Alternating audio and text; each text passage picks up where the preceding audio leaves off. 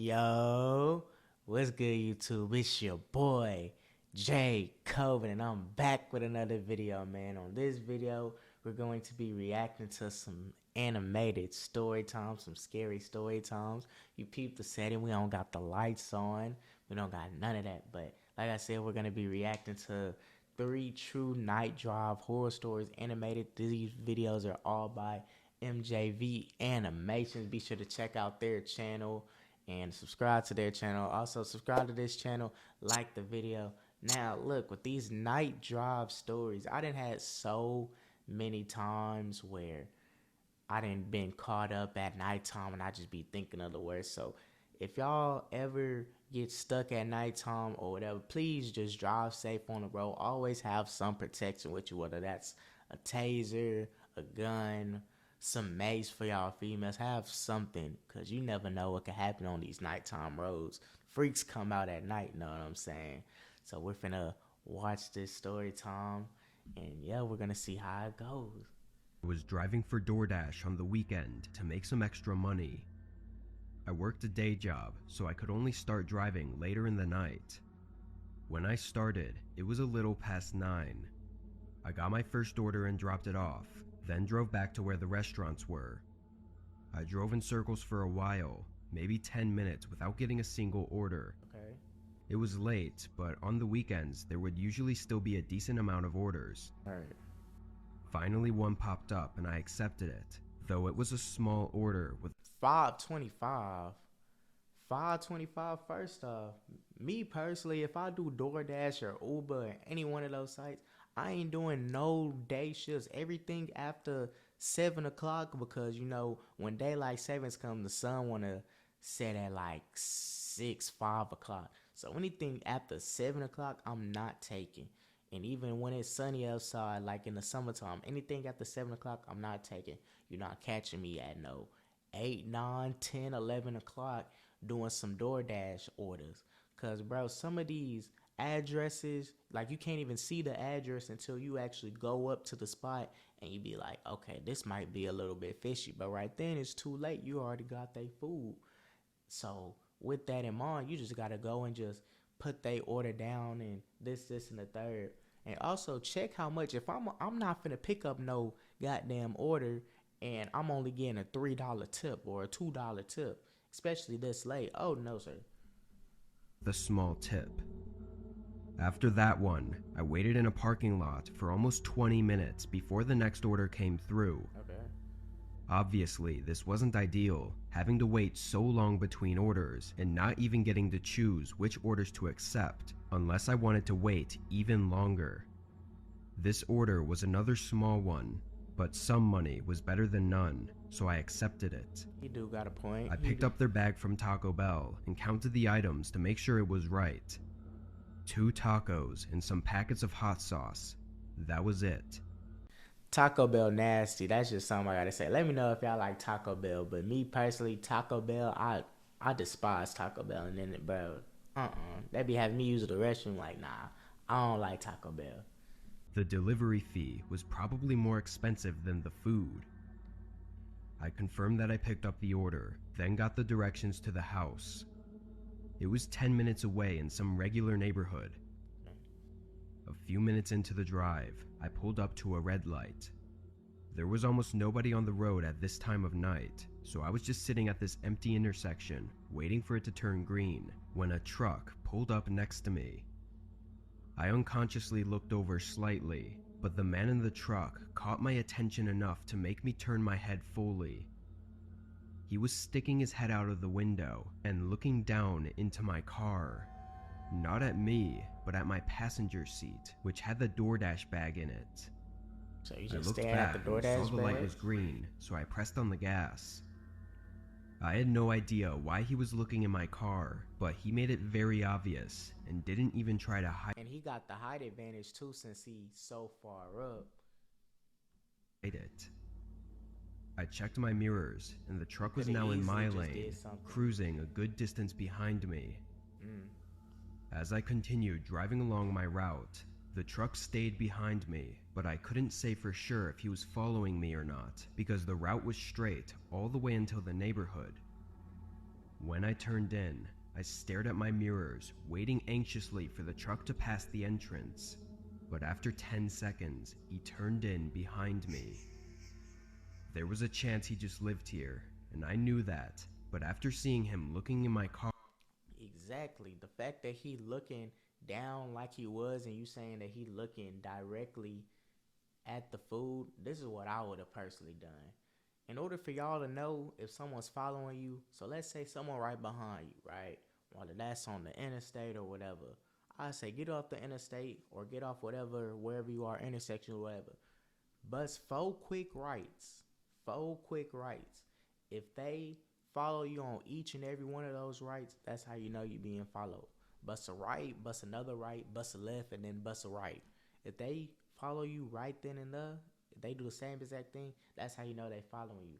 But people don't be looking behind them; they just be driving. You always gotta look in your rear views and your passengers, everywhere, so that way you aware, especially at nighttime.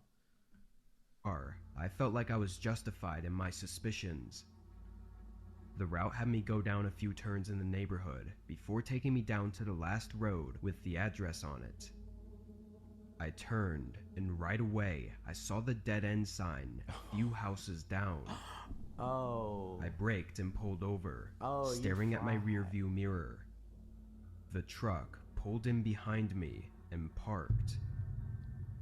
As I waited in my car, trying to come up with a plan, the truck behind me was just sitting there with its headlights on. Yeah. Then I got a text. It was from the DoorDash customer, asking when the delivery would be arriving. This was all coming together, and I realized that the man in the truck, likely my customer, was waiting for me to get out of my car. Even though I knew what was going on, I still had no way of getting out of it. After a minute Boy, of I'm me telling you, I'm hitting with a boop, boop, boop. What? I'm hitting what? That's what I'm telling y'all, man. Bring y'all some sort of weapon, cause I ain't gonna lie. You gotta have some sort of weapon, cause even though he only saw one dude, there could be someone in that backseat of that truck or something. Or ain't it fun? It could be three, and then you fried. You really messed up by hitting that dead end. panicking to figure an escape, the man got out of his truck. He walked down to my car, but stopped right by the trunk. I watched in my mirror as he stood there, looking at me through the back windshield. It was a tense moment, making my head panic with thoughts. So, Then all of a sudden, he slammed something into the windshield, shattering it. I put the car in drive and floored it, just as the man jumped onto the back and tried to crawl in through the broken thought he glass. flooring it through the dead end. He fell off as I made a tight U-turn, and with the time it took for him to get up, I was able to carefully maneuver between his truck without any more damage. I saw him wobble across the street as I left and called 911. Yeah. When police got there, all they found were the broken shards of glass laying in the road. I'm very thankful to have made it out with nothing but a broken windshield, but that night had me shaken up for months. I just hope he's not out there trying to trap more people and do who knows what to them. And there's so many customers that'll do something like that. So many customers that are just out there, just follow you the whole time and just do what basically he did. And most of them don't even be getting caught, y'all. That's that's the crazy thing about it. When these stories be happening, most of the time they don't even be getting caught, so they could just be out right now just waiting for their next victim, because they gonna do it again. Trust me, I promise you they gonna do the same thing again. So it's just real deal crazy. Yeah, I'm glad that he got out of that. Like I told y'all before, I'm having a weapon strapped. Number 2. Why he made his person look like this? Look at this dude's eyes. Look at the nose. Look at the collar. Look at this kitty ass arms. Oh man. Oh, that boy, he looks so happy. He look like he love his job. Uber driver, mainly working in a large suburb outside Las Vegas. The city is a bit sketchy sometimes, but this suburb is known for being a nicer area, so I never found myself worrying too much. Sure, I'd get some weird people sometimes, but they were usually just drunk, high, or otherwise intoxicated in some way. I'd worked for a few months with no issues and found myself actually enjoying the job. On this night, I was working around my usual time between 6 and 10 p.m. It was one of those nights where I was getting a lot of people and making a lot of money. When 10 o'clock came around, I chose to keep grinding out these pickups and make as much as I could. The very next order after 10 was from someone 18 minutes away at an That's where people be messing up at. Let me know what y'all would rather do. Would y'all rather do DoorDash or would y'all rather do Uber? I ain't gonna lie, me personally, I think I would rather do DoorDash. The reason why I would do DoorDash is because, like, me, I don't like having a whole lot of people in my car. And like you were saying, like, throughout the night, you could get any type of people. You could get drunk people. You could get these people that are off drugs and you don't know what they could do. Killers, you just don't know. Versus DoorDash, all you doing is just like giving the food to them, so you could just put it on the, like, you just put it on the porch or whatever, just do something, take a picture, boom, bam, be on some Amazon, put the food on the porch or whatever, knock on the door, boom, bam, just gone. Don't even wait for the customer to come first. So Uber, I don't know, it's just these different people getting in my car. You don't know what they could be on, and then they right behind you. I don't know, like, why do they do that?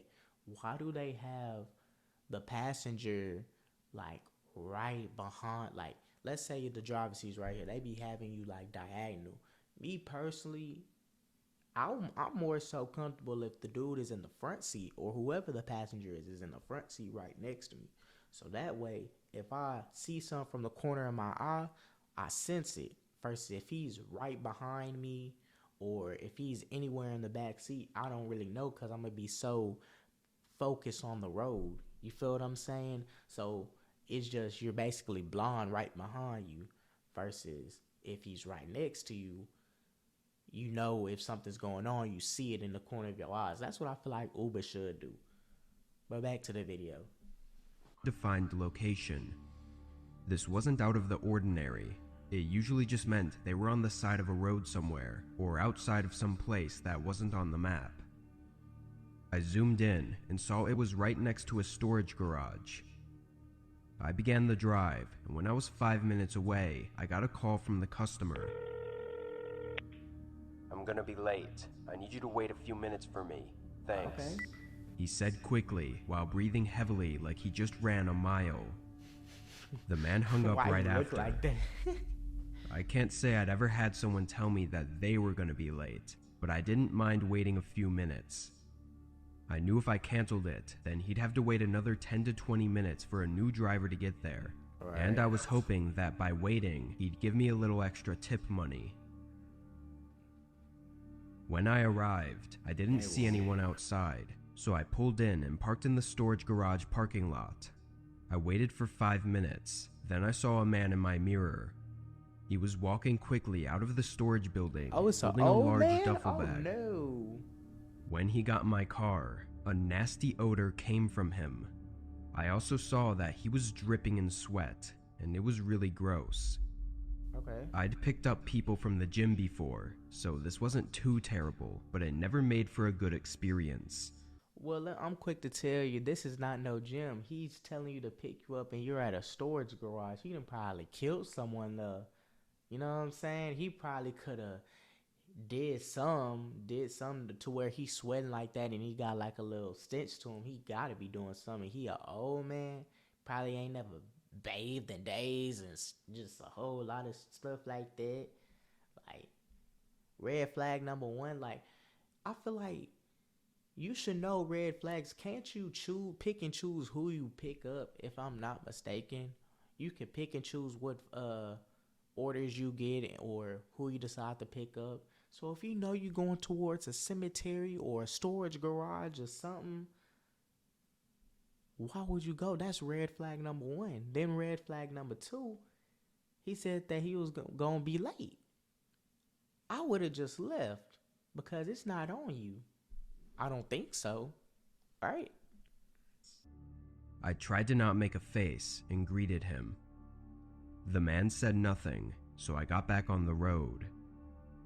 During the ride, the man held the duffel bag on his lap and stared forward without speaking a word. It made me feel uncomfortable, so I didn't speak either. Facts. After a 20-minute drive of awkwardness, I finally got to the destination. It was a corner of a street, not an address. What? Before I could even shift into park, the man hurried out and started walking away. After all that, I wasn't expecting any sort of tip, which was a disappointment, and enough so to get me to call it quits for the night. During my drive home, I noticed that smell never left my car, even when I tried rolling the windows down. It was so bad that I had to pull over and check to see if he had left something in the back seat. I opened the door and immediately saw some red spots on the seat. Oh, he trying to set bro up. He trying to set bro up. So if they, I guess the police or whatever, and they see that the blood is in that car, they gonna try and point the finger at him. Oh yeah, you gonna have to clean that up. Expert, but it looked like blood. I called the police, and after some looking, they confirmed that it was, and there was a lot of it. We tried to track the Uber account, and the next day, they even contacted the storage unit, but had no luck with identifying the man. Dang. After thinking back on all of it though, I'm sure that guy did something terrible just minutes before I picked him up. Right. I mean, he was sweating and carrying a duffel bag with blood soaked into it. And on top of all that, he used fake accounts with both Uber and the storage unit. It really showed me that even in a place that's considered to be nice and safe, there's still terrible people doing terrible things. I took a week off from Uber, then got back to it. Okay. But I'm way more cautious about who I'm picking up. Nah, me personally, I would have been traumatized. I feel like if I got a killer or I got any person with something that happened and they bring it to my car or to my life, I just couldn't do it no more. Or if I do it, like I said, I would have to do it in the morning time. I can't do nothing after 7 o'clock. 7 o'clock, I'm done. I'm done, know what I'm saying? Last one. I'm a truck driver for a moving company on the East Coast. We specialize in cross-country moving, typically moving people to the far West Coast, which can take anywhere from 20 to 40 hours, depending on the locations. Dang. I only did the driving for the company, not any of the boxing or loading, so the actual job was 100% just driving and picking up or dropping off the trailer at the houses. I know they be so exhausted. I've been working with this company for almost 4 years at the time. This job was like every other. I got to the pickup address and loaded up the trailer full of the customer's belongings. This was a 30-hour drive in total, which I would do with 2 to 3 short rest stops. The hardest states to drive through are in the Midwest, specifically Iowa and Nebraska. Okay. There's absolutely nothing there. It's just dead roads with endless fields of grass beside them. It makes for a very boring and therefore tiring drive. Makes it very boring. It makes it very dark outside. I'm pretty sure they don't got no street lights if it's just nothing but just grass.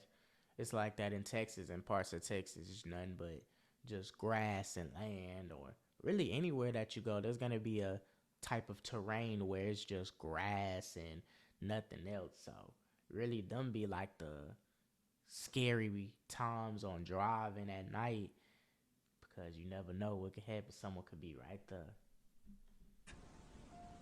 As I passed through the Iowa border into Nebraska, the sun had just set and I'd been on the road for about 20 hours. Dang.